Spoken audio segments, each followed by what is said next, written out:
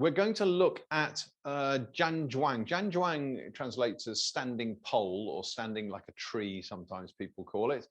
So we're going to look at the bow of the arms. It's another one of these which is quite difficult without someone to help you, but I think we can do it. And those of you who've done Qigong with me in the past, we've been here before, so it's not going to be anything new. It's a case of kind of practicing it.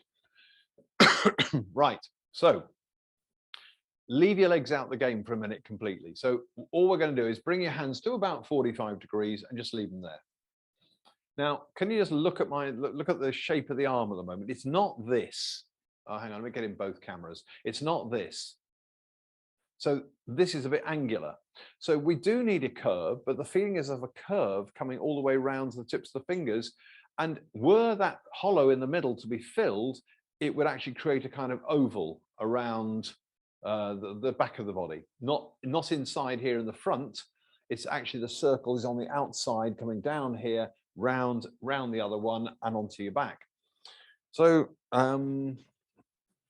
I'm doing something with the mic here. Yeah. Okay, so this position is the arm position, which could be here, could be here, could be here, turn palm out. This is much harder. So we've got in the body, we have, when we do Zhan Zhuang, we have 3 bows that you have to try and find. And by a bow, I mean like a bow and arrow. You know, when you bend, you get the wood of the bow and you got the string and you pull and the bow literally bows backwards whilst you're pulling the string. So there's a feeling in the body of connection. So if you think of a bow and arrow, yes, I do have one actually, but it's upstairs in the loft. I haven't done archery for a very long time.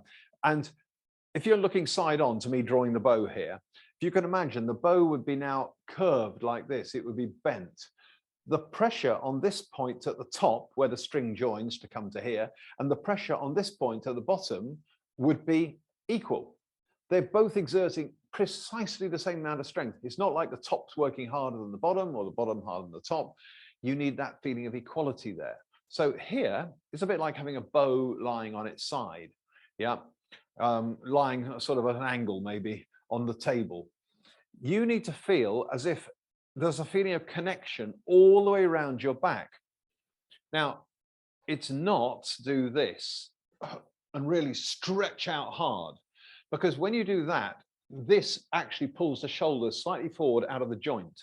So we need the shoulder, the arm, to sit into the joint, but feel as though it's connected almost to this hand, this way at the front, not at the back. I mean, yes, at the back as well. We need both a feeling of connection of circularity here. So here's your arms. Now just drop your shoulders and relax the back of your neck. We haven't got the hands high, so this is a relatively easy position. So you stay here, and what you have to feel is as though, I wish I could have a picture of myself here and then point to the screen. What I need is the feeling of, I've got to do it on here. It's an elastic band going all the way round your back, round the other side to here. So you're very, very gently stretching that elastic band. So just do that. Now stay there a second, because when you do this feeling of stretching, it does a slight push away a little bit, but you feel as though the middle of your back here is pushing slightly the opposite direction. And of course, if you were drawing a bow and arrow, in effect, these ends come this way, but that end, well, you're stopping it from coming this way. It would do if you'd let go. But if you think of how the pulling back, this one feels a bit like you're pushing that away at the same time. So here we are. You relax your neck. And you just feel that bow all the way around.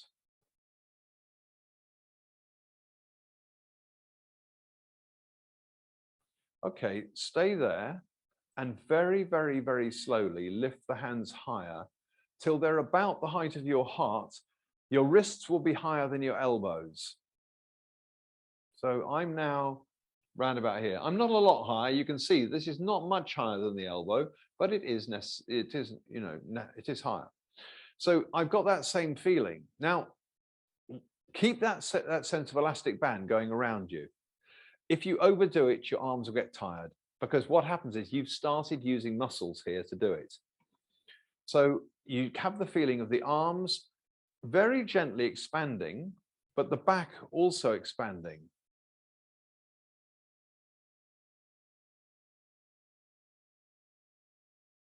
Okay. If it's not uncomfortable for you, I mean, if it's causing you discomfort, a lot of discomfort, I mean, everybody finds this quite hard at first anyway. Then leave your hands here. If not, lower them back to the first position and, you know, where we were a minute ago, where they were 45 degrees. Yeah. Okay. So look at the hands. You need to open. We've done this before in other types of Qigong. You need to feel like the bones here in your hands are doing this. Don't overstretch like this. This is all gone white now. I've got white skin because I'm overstretching. It's too much. So I feel, without really moving very much, as though the bones in my hands are getting bigger and bigger, wider and wider, longer and longer. Make sure your shoulders are very relaxed. Make sure the back of your neck is extremely relaxed. If you tense that, basically you're holding your hands up with your neck, and it's really not good because you'll just get a headache. So this standing like a tree, standing pole Qigong, this is the, as I've said to you probably in the past, I think this personally for me is the most powerful sort of Qigong there is, but it's extremely difficult. So this is the bow of the arms. You can lower your hands. Back to here, please. A lot easier.